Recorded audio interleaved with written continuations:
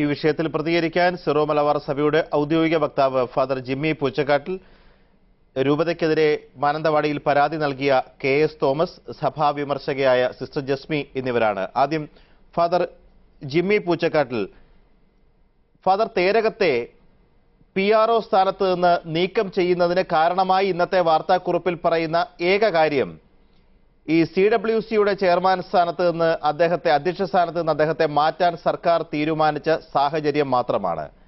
ആ സാഹചര്യമാണെങ്കിൽ എന്തുകൊണ്ട് ഇത്തരമൊരു നടപടി തേരകത്തിനെതിരെ എടുക്കണം? അതിന്റെ കാരണം തീർച്ചയായിട്ടും മാനന്തവാടി രൂപത വ്യക്തമാക്കിയിട്ടുണ്ട്. സിറോ മലബാർ സഭയുടെ മേജർ ആർച്ച് ബിഷപ്പ് ഇന്നലെ വ്യക്തമാക്കിയിട്ടുണ്ട്. നമ്മുടെ രാജ്യത്തിന്റെ നിയമം അനുസരിച്ച് വളരെ കൃത്യതയോടെ ഈ നിയമം നടക്കണമെന്നുള്ള സഭയുടെ വലിയ ഒരു തീരുമാനം, അല്ലെങ്കിൽ ആ ഒരു നിഷ്ഠയുടെ പുറത്താണ് നമ്മളിങ്ങനെ ഒരു തീരുമാനമെടുക്കുക. തീർച്ചയായിട്ടും ഫാദർ തേരകം ഒരു കുറ്റക്കാരനാണെന്നോ അദ്ദേഹത്തെ അറസ്റ്റ് ചെയ്യുകയോ അദ്ദേഹത്തിന്റെ പേരിൽ ഒരു നടപടി എടുക്കാനുള്ള തീരുമാനമാവുകയോ ചെയ്തിട്ടില്ല. എങ്കിൽ പോലും ഇന്നലെ സർക്കാരിന്റെ ഭാഗത്തു നിന്ന്, മന്ത്രിയുടെ ഭാഗത്തു നിന്ന് ഒരു പ്രസ്താവന വരുന്നു, അദ്ദേഹത്തെ തൽസ്ഥാനത്ത് നിന്ന് നീക്കാൻ തീരുമാനിക്കുന്നു എന്നുള്ളത്. അദ്ദേഹം ആ രൂപതയുടെ PRO ആണ്, പബ്ലിക് റിലേഷൻസ് ഓഫീസറാണ്. ആ ഒരു സ്ഥാനത്ത് നിന്നിട്ട് അതിൻ്റെ പേരിലുള്ള യാതൊരു വിധത്തിലുള്ള നേട്ടങ്ങളോ അതിൻ്റെ സംവിധാനങ്ങളോ ഒന്നും ഉപയോഗിക്കാൻ പോലും ഇടവരേണ്ട എന്നുള്ള ഒരു ധാരണയുടെ പുറത്താണ് ഇങ്ങനൊരു തീരുമാനം വന്നിരിക്കുന്നത്. ഫാദർ ജിമ്മി, പക്ഷേ അതിലും ശക്തമായ ഒരു സ്ഥാനത്ത് അദ്ദേഹം ഇപ്പോൾ തുടരുന്നുണ്ടല്ലോ, ഇടവക വികാരി എന്ന നിലയിൽ. അത് ഈ കാര്യത്തിൽ ബാധകമല്ലേ? തീർച്ചയായിട്ടും ഇടവക വികാരി എന്നുള്ള നിലയിലുള്ള അദ്ദേഹത്തിന്റെ സ്ഥാനം എന്നുള്ളതിനേക്കാൾ ഒരു പബ്ലിക് റിലേഷൻസ് ഓഫീസർ എന്നുള്ള നിലയിൽ ഒരു രൂപതയുടെ മുഴുവനായിട്ടുള്ള ഓഫീസും അതിന്റെ സംവിധാനങ്ങളും ഉപയോഗിക്കാൻ സൗകര്യമുള്ള ഒരവസ്ഥയാണ്. അത് അദ്ദേഹം ഉപയോഗിക്കുന്നെന്നോ ദുരുപയോഗിക്കുന്നെന്നോ അല്ലെങ്കിൽ ഇങ്ങനെ നിന്നതുകൊണ്ട് എന്തെങ്കിലും മെച്ചങ്ങളുണ്ടാകുമെന്നോ ഇങ്ങനെ ഒന്നുമല്ല. പക്ഷേ മാനന്തവാടി രൂപതയുടെ മെത്രാൻ പത്രക്കുറിപ്പിലൂടെ അറിയിച്ചത് എന്താണോ അതിനെ ഒരുപക്ഷെ ഒരു ഘട്ടം കൂടി മുന്നോട്ട് കടന്ന് നമ്മളൊരു തീരുമാനമെടുക്കുന്നു എന്നുള്ളത് മാത്രമേ അതിനകത്തുള്ളൂ.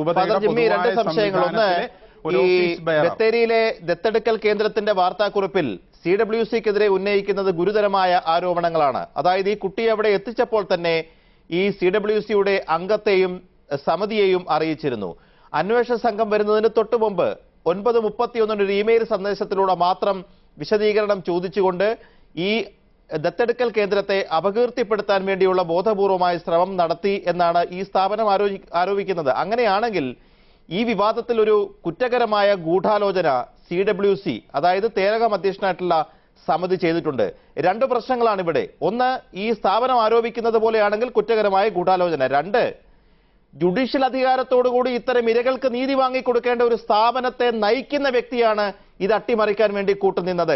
ഈ രണ്ട് സാഹചര്യത്തിലും അദ്ദേഹം വഹിക്കുന്ന ഒരു PRO എന്ന പദവി മാത്രം ഒഴിവാക്കിക്കൊണ്ട് തീർക്കേണ്ട പ്രശ്നമാണോ സഭയുടെ കണ്ണിൽ? തീർച്ചയായിട്ടും അതിന്റെ അന്വേഷണമാണല്ലോ നടക്കുന്നത്. ഇതിന്റെ തീരുമാനങ്ങളെല്ലാം എടുക്കേണ്ടത് ഇപ്പൊ രൂപതയല്ലല്ലോ.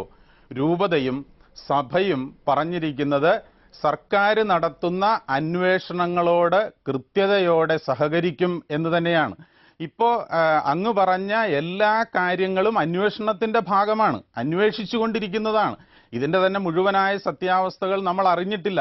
ചിലപ്പോൾ കൂടുതൽ അറിയാനുണ്ടാകും, ചിലപ്പോൾ നമ്മൾ അറിഞ്ഞിരിക്കുന്നത് മുഴുവൻ സത്യമായിരിക്കണമെന്നില്ല. എന്തു ആയിക്കോട്ടെ, അന്വേഷണം മുന്നോട്ട് പോകട്ടെ, അന്വേഷണം വരട്ടെ. അതനുസരിച്ച് യാതൊരു വിധത്തിലുള്ള സമ്മർദ്ദങ്ങളും കൂടാതെ തീർച്ചയായിട്ടും നമുക്ക് നിയമത്തിന്റെ മുൻപിലേക്ക് ഈ കാര്യങ്ങളെല്ലാം. ഇത് നല്ല ഉദ്ദേശത്തോടെ, അതായത് രൂപതയുടെ വക്താവെന്നുള്ള പദവി ദുരുപയോഗം ചെയ്തുകൊണ്ട് അദ്ദേഹം രക്ഷ നേടേണ്ട എന്ന നല്ല ഉദ്ദേശത്തോടെ എടുത്ത നടപടിയാണെങ്കിൽ അതിനെ നല്ല മനസ്സോടെ അംഗീകരിച്ചുകൊണ്ട് തന്നെയാണ് ഞാൻ ഈ ചോദ്യം ആവർത്തിക്കുന്നത്. അത് പറയുമ്പോൾ തന്നെ അദ്ദേഹത്തെ വൈദിക വൃത്തിയിൽ നിന്ന് പുറത്താക്കണമെന്ന് പറയുന്നത് പോലെയുള്ള കടുത്ത നിലപാടിലേക്ക് പോയില്ലെങ്കിലും അദ്ദേഹം ഇപ്പോൾ അലങ്കരിക്കുന്ന ഒരു അധികാര പദവി, ഇടവകയുടെ വികാരി എന്നുള്ള അധികാര പദവിയും അദ്ദേഹത്തിന് ഈ ചുമതലയിൽ വരുത്തിയ വീഴ്ച അനുസരിച്ച് വഹിക്കാനുള്ള യോഗ്യതയുണ്ടോ? ഞാൻ നേരത്തെ പറഞ്ഞതുപോലെ ജുഡീഷ്യൽ അധികാരമുള്ള ഒരു സമിതി ഈ കാര്യത്തിൽ നടപടിയെടുക്കേണ്ടത് അട്ടിമറിച്ചു എന്നാരോപിക്കുന്നത് ബത്തേരിയിലെ ഈ ദത്തെടുക്കൽ കേന്ദ്രമാണ്. സുരേഷ്, ഈ കാര്യത്തിൽ നമ്മൾ ഒരുപാട് ആവശ്യമില്ലാതെ ഓടുന്ന പട്ടിക്ക് ഒരു മുഴം മുമ്പേ എന്ന് പറയുന്നത് പോലെ ഇപ്പൊ ഇന്നലെയായിരുന്നു നമ്മൾ ഈ ചർച്ച നടത്തിയിരുന്നെങ്കിൽ അദ്ദേഹം എന്തുകൊണ്ട് PRO സ്ഥാനത്ത് തുടരുന്നു എന്നൊരു ചർച്ചയായിരുന്നേനെ വരുന്നത്. ഇതിനെപ്പറ്റി നമ്മൾ ഒരു തരത്തിലും ആകുലപ്പെടേണ്ട കാര്യമില്ല. തീർച്ചയായിട്ടും നിയമ സംവിധാനങ്ങൾക്ക് അനുകൂലമായി നിന്നുകൊണ്ടുള്ള സംവിധാനങ്ങളെ സഭ എടുക്കൂ അല്ലെങ്കിൽ രൂപത എടുക്കൂ എന്നുള്ളത് ഈ ദിവസങ്ങളിലെല്ലാം തെളിഞ്ഞിട്ടുള്ള കാര്യമാണ്. അപ്പൊ അത് നാളെ ഇനി വരുന്ന അന്വേഷണങ്ങളിലെല്ലാം തന്നെ ഫാദർ തേരകം കുറ്റക്കാരനാണ് എന്ന് കണ്ടെത്തുകയാണെങ്കിൽ ഇന്ന് അദ്ദേഹം വിശുദ്ധ ബലി അർപ്പിച്ചിട്ടുണ്ട് ആ പള്ളിയിൽ. ആ പള്ളിയിലെ സഭാവിശ്വാസികളോട് എന്ത് മറുപടിയാണ് പറയാനുള്ളത്? ഇത്രയും ഈ അനാസ്ഥ കാണിച്ചിട്ടുള്ള ഈ കേസിലെ പ്രതിയെ സഹായിക്കുന്നതിന് വേണ്ട ഒത്താശ ചെയ്തിട്ടുള്ള ഒരു പുരോഹിതൻ ഇന്ന് അവിടെ വിശുദ്ധ ബലി അർപ്പിച്ചിട്ടുണ്ട് എങ്കിൽ സഭയ്ക്ക് ആ ഇടവകയിലെ വിശ്വാസികളോട് എന്ത് മറുപടിയാണ് പറയാനുള്ളത്? ഞാൻ തിരിച്ചു വരാം. ഫാദർ ജിമ്മി ആ കാര്യത്തിലുള്ള മറുപടി. അന്തസ്സത്തെ അതുപോലെ തന്നെ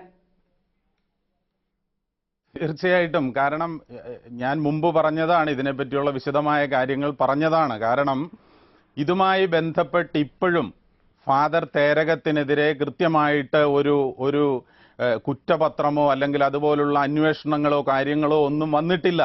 എനിക്ക് ഈ ചർച്ചയിലുടനീളം അദ്ദേഹത്തെ PRO സ്ഥാനത്തുനിന്ന് മാറ്റി എന്നുള്ളതിനെ വളരെ പോസിറ്റീവായിട്ട് കാണുന്നു എന്നുള്ളതിനെ ഞാൻ പ്രത്യേകം ശ്ലാഘിക്കുകയാണ്. കാരണം രൂപത അങ്ങനെ ഒരു തീരുമാനമെടുത്തത്, സഭ അങ്ങനെ ഒരു തീരുമാനമെടുത്തതിനെ അംഗീകരിക്കുന്നു.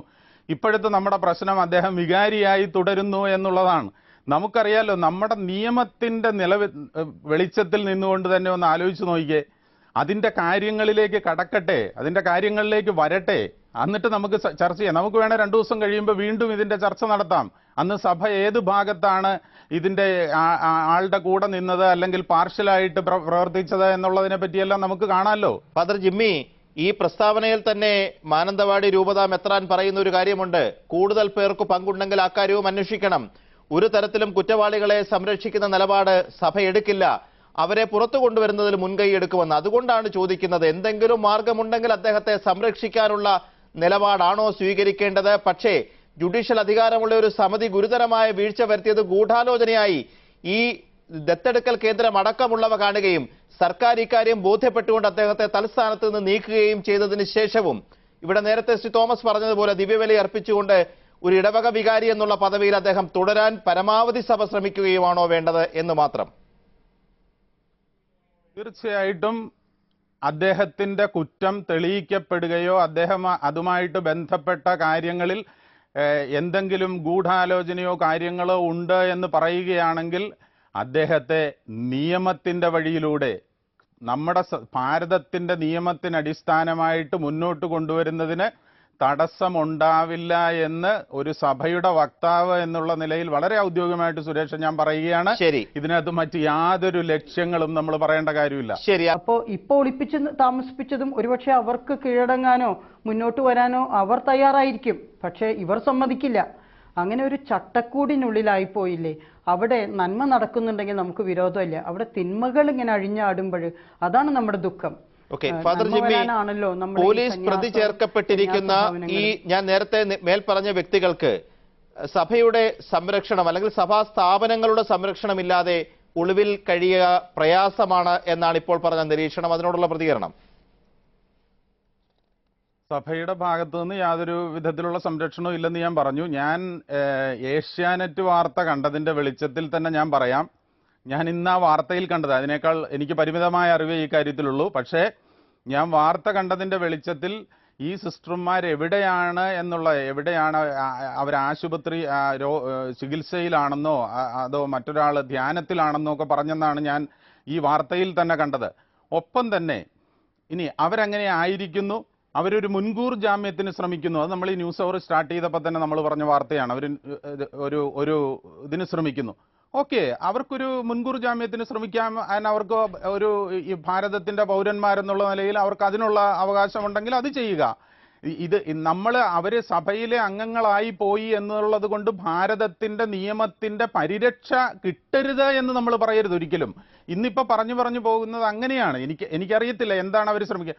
ഇവിടെയുള്ള എല്ലാവർക്കും മുൻകൂർ ജാമ്യത്തിന് അപേക്ഷ ക്ഷണിക്കാമെങ്കിൽ അവർക്കും മുൻകൂർ ജാമ്യത്തിന് അപേക്ഷ വയ്ക്കാമെങ്കിൽ അവർക്കും മുൻകൂർ ജാമ്യത്തിന് അപേക്ഷ വയ്ക്കാം. അപ്പൊ ഞാൻ പറയുന്നത്, അവരെ കുറ്റവാളികളാണ് എങ്കിൽ നമ്മുടെ നാടിന്റെ നിയമമനുസരിച്ച് കൃത്യതയോടെ ശിക്ഷിക്കപ്പെടുകയോ കുറ്റപത്രം സമർപ്പിക്കുകയോ വിചാരണ ചെയ്യപ്പെടുകയോ കോടതിയിലേക്ക് പോവുകയോ എല്ലാം ചെയ്യണം.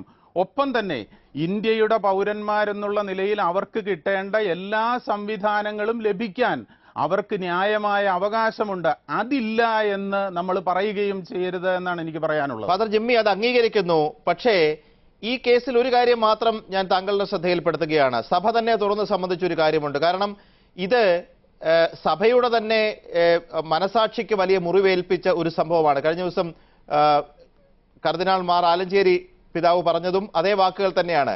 അപ്പോൾ ഈ കാര്യത്തിൽ ഒരു കൊടും കുറ്റവാളി ചെയ്ത പൈശാചികമായ ഒരു കുറ്റകൃത്യത്തിന് അതിനാരെങ്കിലും അറിഞ്ഞോ അറിയാതെയോ കൂട്ടുനിന്നിട്ടുണ്ടെങ്കിൽ അവർക്ക് നിയമപരമായ പരമാവധി ശിക്ഷ വാങ്ങിക്കൊടുക്കുക എന്നുള്ള കടമ സഭ ഏറ്റെടുക്കേണ്ടതാണ് എന്നതിൽ തർക്കമില്ല.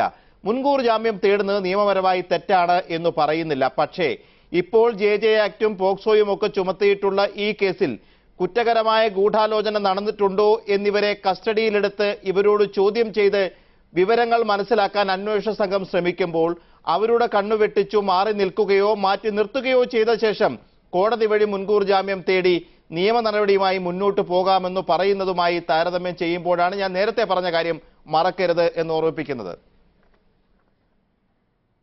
തീർച്ചയായിട്ടും അവർ ചെല്ലുന്നത് ഒരു മജിസ്ട്രേറ്റിന്റെ മുമ്പിലേക്കിട്ടാണല്ലോ. അവിടെ നിന്ന് തീർച്ചയായിട്ടും അവർ പോലീസിന് ചോദ്യം ചെയ്യാനുള്ള സംവിധാനങ്ങൾ ഉണ്ടാക്കി കൊടുക്കണം.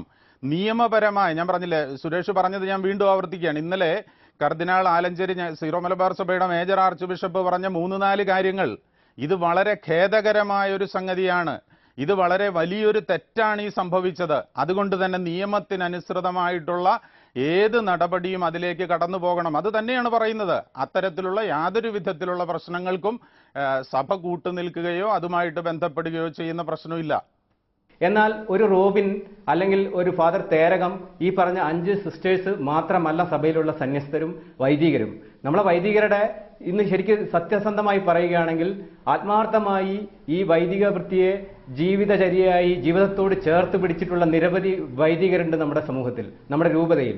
അവരുടെ കണ്ണുനീര് കൊണ്ട് ഇന്ന് അൾത്താരകൾ നനഞ്ഞിട്ടുണ്ടെങ്കിൽ അതിന് സമാധാനം സഭ പറഞ്ഞേ പറ്റുള്ളൂ. കാരണം അവർക്ക് ജനങ്ങളുടെ മുമ്പിൽ, വിശ്വാസികളുടെ മുമ്പിൽ, പൊതുസമൂഹത്തിന്റെ മുമ്പിൽ തലകുനിച്ചു നിൽക്കേണ്ട ഒരു സാഹചര്യത്തിലേക്ക് ഇവിടുത്തെ അവസ്ഥ ഇന്ന് മാറ്റിയിട്ടുണ്ടെങ്കിൽ ഈ 1-2 ആളുകളെ, കുറ്റക്കാരെ, അതുപോലെ തന്നെ കുറ്റം ചെയ്ത കാര്യങ്ങളെ സംരക്ഷിക്കുന്നതിന് വേണ്ടിയിട്ട് 1-2-3-4 ആളുകളെ സംരക്ഷിക്കുന്നതിന് വേണ്ടി സഭ ഇത്തരത്തിൽ അധപതിക്കാൻ പാടില്ല.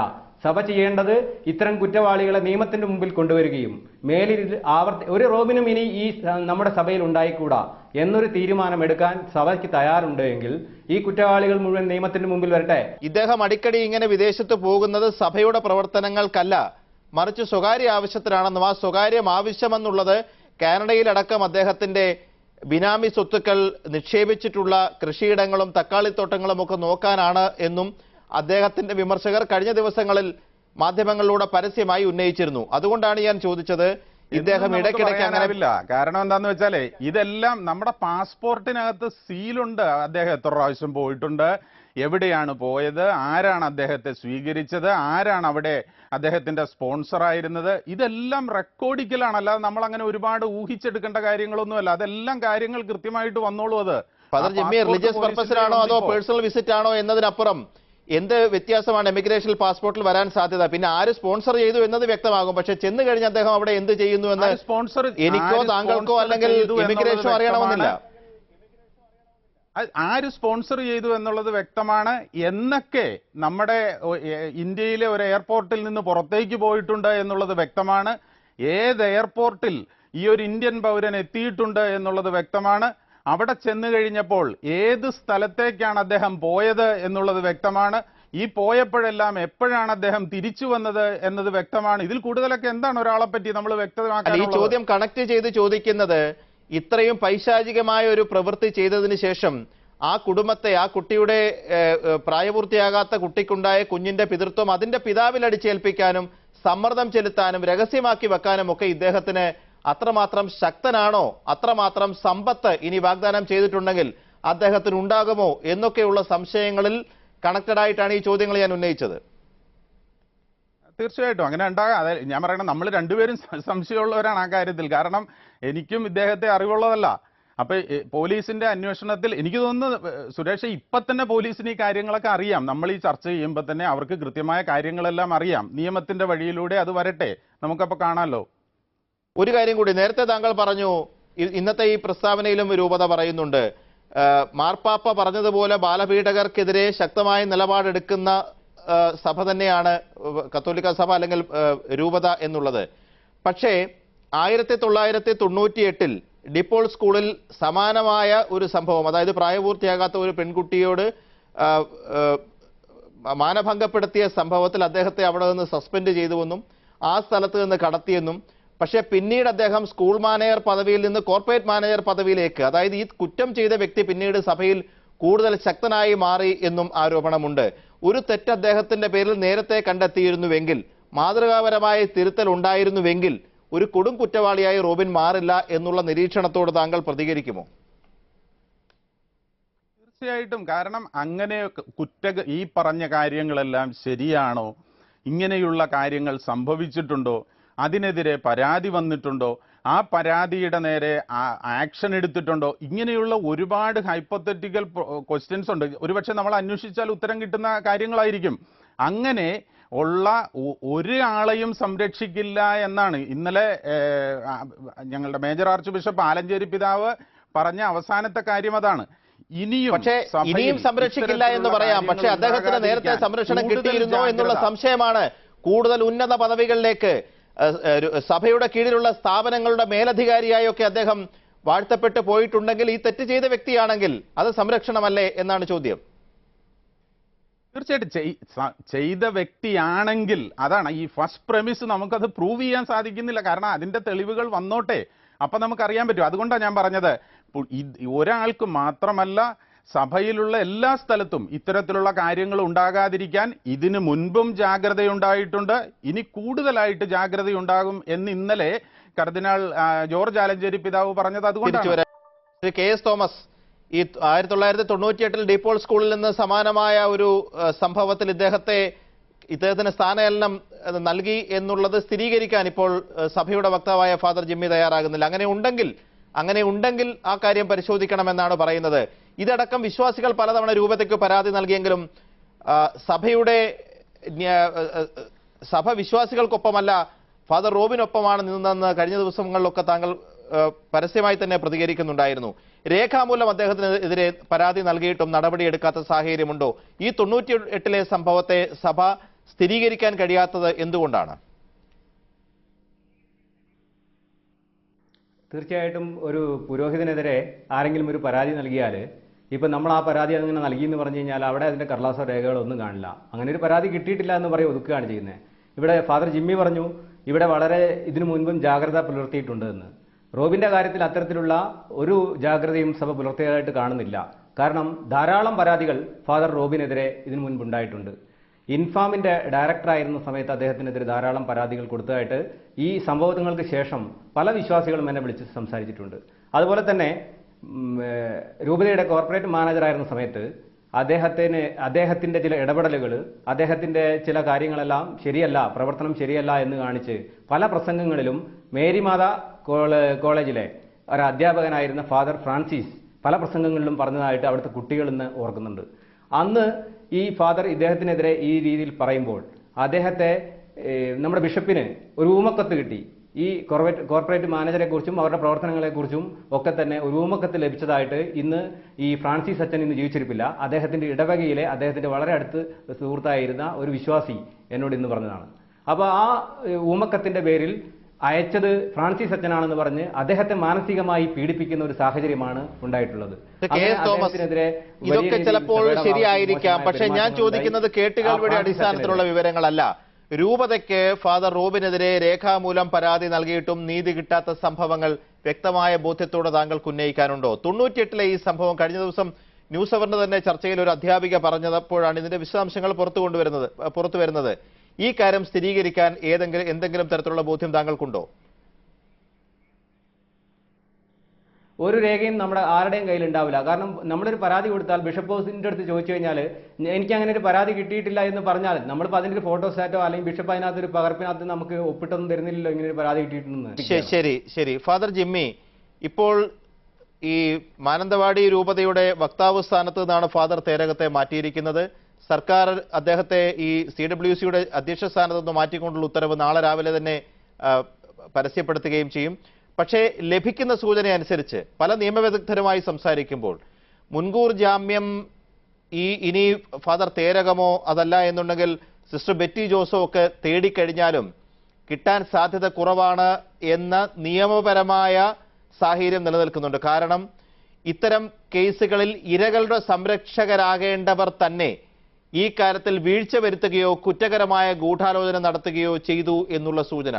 ഇപ്പോൾ ഈ ബത്തേരിയിലെ സ്ഥാപനത്തിന് തന്നെ ആരോപണം ഗൂഢാലോചനയിലേക്ക് തന്നെയാണ് വിരൽ ചൂണ്ടുന്നത്. അതുകൊണ്ട് തൽക്കാലം വക്താവ് സ്ഥാനത്ത് നിന്ന് മാറ്റി അദ്ദേഹം തെറ്റ് ചെയ്തിട്ടില്ല എന്നൊക്കെ പറയുന്ന സഭയ്ക്ക് ഒരുപക്ഷെ സർക്കാർ തീരുമാനം വന്നതിന് ശേഷം പോലീസ് ഇനി ചുമത്താൻ പോകുന്ന കുറ്റങ്ങളും ഒരുപക്ഷെ ജാമ്യം നിഷേധിക്കുന്ന അടക്കമുള്ള നിലപാടുകളിലേക്ക് പോവുകയാണെങ്കിൽ പരസ്യമായി തന്നെ ഈ ഗൂഢാലോചനയിൽ ഉൾപ്പെട്ട വ്യക്തികളെ തള്ളി പറയേണ്ടി വരും.